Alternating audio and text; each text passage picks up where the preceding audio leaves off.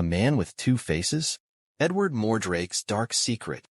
Edward Mordrake was born in the 19th century and was an intelligent and good-looking young English nobleman. Apart from his intelligence and skills, he was also a musician by passion and achieved success at a very young age. He was also a scholar during his academic career and was considered a figure to look up to. But with all his blessings of knowledge and talents, he also carried a secret curse with him. He carried a terrifying second face in the back of his skull. The second face that he had was described as appearing girlish and unnatural, and it led to Edward's introductory phrase, lovely as a dream, hideous as a devil. A modern-day Janus? There were many strange stories associated with the two-faced Edward Mordrake. The second face was said to replicate the opposite emotion to that on Mordrake's principal face. When Edward would cry in sorrow and sadness, the second face would prefer to smile or sneer, and vice versa. The other face of Edward appeared much smaller than his first one and occupied only a limited posterior part of Edward's skull. There was no sign of intelligence or independent action from this face. The lips of the second face were noticed to be gibbering something at all times, but there was no audible voice from it. The second face was thought to be quite creepy, and Edward was unable to sleep or rest at night. As per the stories, this was because Edward's devil twin kept him awake by whispering hateful thoughts to him. Mordrake said that this other face never slept and kept on talking about things that relate only to hell. Who was the camel girl? Ella Harper, the tragic teen sensation. Frank Lentini, three-legged man and circus superstar. Whatever the truth, his condition drove Edward mad, rendering him psychotic and suicidal by the age of 23. He decided to end his life and left a note behind. The note said that, "Let this second face continue the hateful whispering in my grave." He also wrote in the note that he wanted this face to be destroyed after he was dead. The story of the two-faced man. Soon after the death of Edward, the news of a two-faced man spread like wildfire across all of America. Medical professionals started research projects on Edward's condition to understand more details about what he was suffering from. In the year 1896, a couple of American medical professionals, Walter L. Pyle and George M. Gould, mentioned a story about it in their book, Anomalies and Curiosities of Medicine.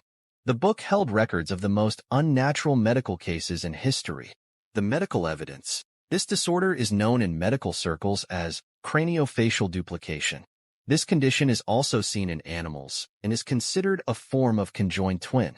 In an identical case to that of Edward Mordrake, there was another man named Chung Tzu Ping, who lived till adulthood with additional facial features and an extra mouth. A wax skull sculpture of Edward Mordrake has been preserved, and it showcases a head with two faces, with one replicating an evil appeal while the other has a normal structure. The pictures show a man who appears perfectly normal from the front, but with a fully formed head facing backwards from his skull. The tragedy of Edward Mordrake and his devil twin driving him to madness and suicide makes for a good story, and so he entered into the public consciousness. He became a tale, and people still think of him as one of the most cursed men in the 19th century. What is the truth? There is not much information about Edward Mordrake's life, as his deformity led him to remain secluded. Edward used to say to his physicians that he was the one to bear this curse for the unforgiving deeds of his forefathers. Because of his life of seclusion and the shocking nature of his case, many people consider the story to be fake. Grady Stiles, the evil lobster boy, freak shows P.T. Barnum, and the circus of exploitation. And indeed, there is no surviving hard evidence to prove it is a true story. All that remains are the newspaper articles, such as those of the Boston Sunday Post. Here, in such pieces as The Wonders of Modern Science, Edward's life was presented as completely true.